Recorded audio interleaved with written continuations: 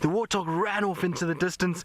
The lions are all chasing after it. It seems as though they've missed, though, unfortunately. And in amongst all of this, we also have some elephants as well. So everybody is here. It's not just the warthogs. There's lions and elephants, and it's all just going crazy. So they were chasing the warthogs, but I think because they were sleepy, they managed to, well, they missed the warthogs, to be honest. So I'm just going to go forward a little bit so that you can see the rest of the pride, because there's a big male here, there's females, there's cubs, everybody is all together, and they've been resting probably because it's hot. Like I was saying, it is a hot day, and so they like to find some shade where they can lie down, and the warthogs were just trotting along. The warthogs didn't know the lions were here, and the lions then went chasing after them quickly because they saw an opportunity, and lions are very opportunistic, which means that as soon as they see any sort of chance to hunt an animal, they will chase it, which is very lucky for the warthogs that they saw the lions when they did and didn't run straight towards them. And it's only the reason that they saw the lions is because an elephant broke a branch and one of the lions lifted its head because it didn't actually see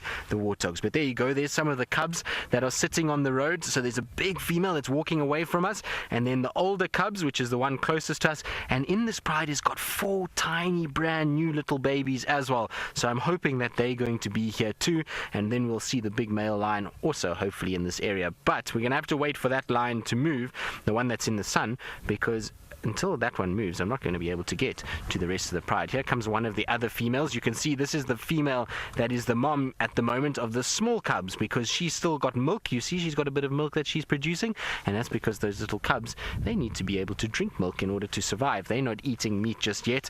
They're still a little bit on the young side. But let's try and go forward, because it seems as though they're all going towards the shade, and it's a massive big tree that they're going to be able to sleep under, and it was the perfect place for some lions to have a really good rest. So I'm sure they're going to be very happy here. Now what I want to try and do is try and get into a place where we can hopefully see everybody as well as the daddy lion as well.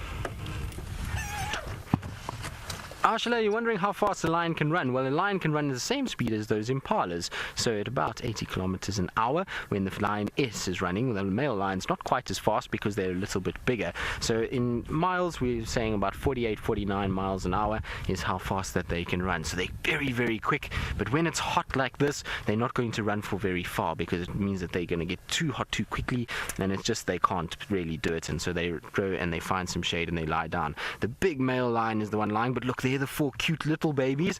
Now those little babies are now, I think they're about 3 months old, so they're still very small. It's only now that they're starting to kind of come out of where they've been hiding, because the mother will hide them in what's called a den site.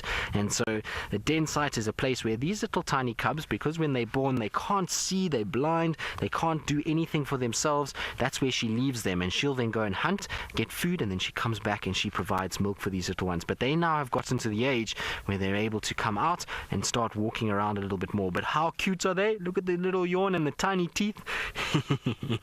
They are very cute little things.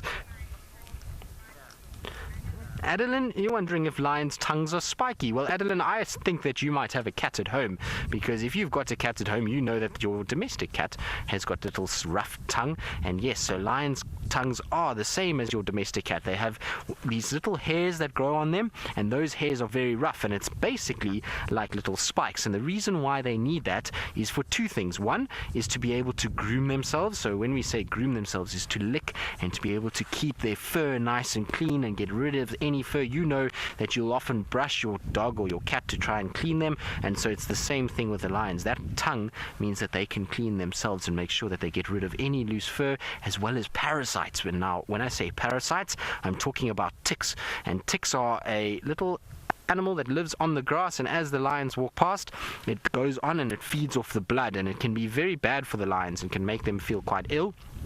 And so they have to groom those off. And the other thing they can get is what is called mites. Now mites, you'll see on some of these lions that we have in this pride, they've got these mites on them, and it causes them to get very itchy, and then they scratch, and that makes a big black marking on them. And so the situation is that they need to be able to groom like that. The other thing is when they're eating, they eat meat, and there's often meat that is on bones, and we know we use our fingers sometimes if we're eating a chop or something like that, and we try and get rid of that that meat. It's the same thing with the lions. They need to use something to be able to lick the meat off the bones, and so they will use their tongue that is very, very rough, and they can then lick on those bones, and then they can get off all the bits of meat and be able to stay nice and full from it. So the tongue is very important for the lions to be able to survive. They need it all the time to keep themselves clean and make sure that they are nice and washed, as well as to be able to feed nicely. Now, while the little cubs are sitting here, there is a big male lion, so the daddy lion is just in front of me as well. So I'm going to just roll forward a little bit for you. Oh, sorry, little ones. So the little one's got a bit of a fight because I went over a branch, but we should be okay once we get into this situation. There we go. Now, Jackson, you want to know if the lions have any predators. So yes, I mean, a big male lion like this, the only thing he really has to worry about is either other male lions or big groups of hyenas. He might get attacked by big groups of hyenas, but that would be very, very, very rare. Little cubs that we saw just now that were lying here, those little cubs, well, they have a lot of predators. So they will have snakes, birds of prey, so like eagles will go after them. They will have leopard, hyena, wild dog, cheetah.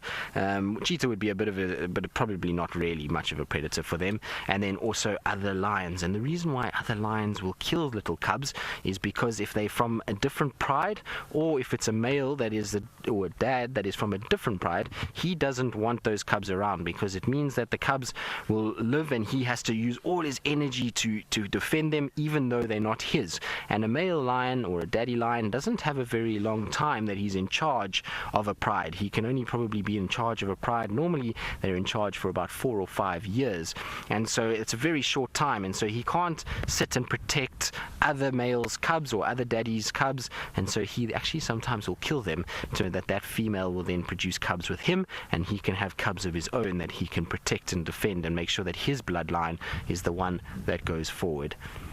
Look at the little ones climbing.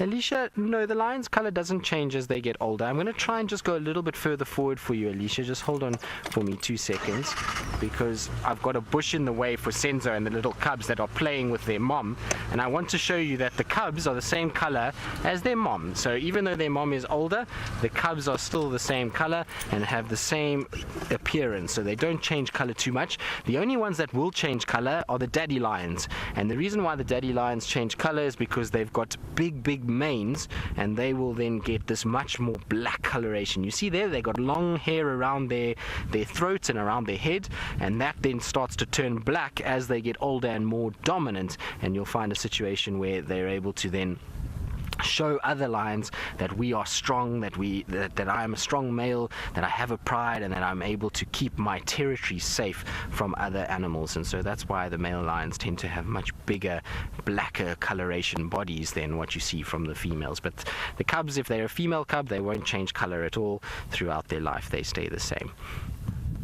But you can see everybody's very sleepy, and there was a bit of commotion because of the warthog and a bit of movement because of the warthog, but now everyone is quite tired and it's time to have a really good rest for the next little bit. I think they're going to probably rest most of the afternoon. It's only when it gets a little bit cooler and the shade starts to come down and it's not as hot in the sun that these little ones, or all of them actually, should start moving around and doing something. There is a water hole not far from us with a bit of water where I think they'll go and drink a little bit later, and so for now it will be sleeping and then they'll move a little bit later. Jeremy, you want to know if lions roar when they are little? No, so they don't make a roaring sound. Listen. So can you hear that? So lion cubs will squeak really when they're little. There's not much roaring that comes from them. Only when they get a bit older and their lungs get a bit bigger and their voice box gets bigger can they then be able to roar. But you see, look, they're trying to look for milk. So they're going to their aunties to see if their aunties have milk for them, but they don't. So they're going to have to just go and say hello and make sure that they greet everybody. And this is all part of being in a pride, is that lions like to be able to sit with one another and groom each other, and when they rub up like that, it's all just to basically greet each other and to make sure that the bond between them is very strong. It's like if you want to go and you're feeling a little bit down and your mom gives you a hug, it's the same thing with these guys, is that they go and they give each other hugs to be able to sort of keep the bond between the family very strong.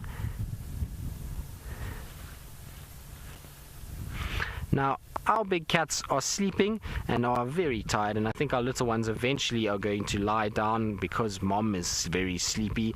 And so while we sit and wait for these guys to start getting up and maybe moving, let's go back to Scott all the way in the Masai Mara, and he's got another cat that is very spotty.